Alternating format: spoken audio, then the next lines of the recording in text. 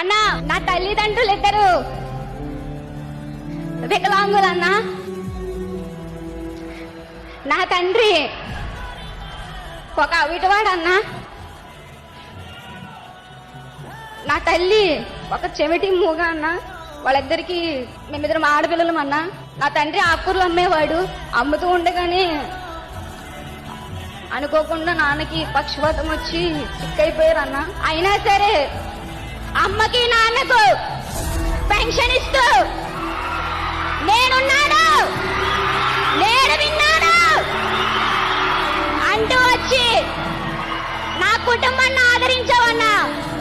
అందుకే నీకు శిరస్సు వంచి మళ్ళీ నమస్కరిస్తున్నానన్నా.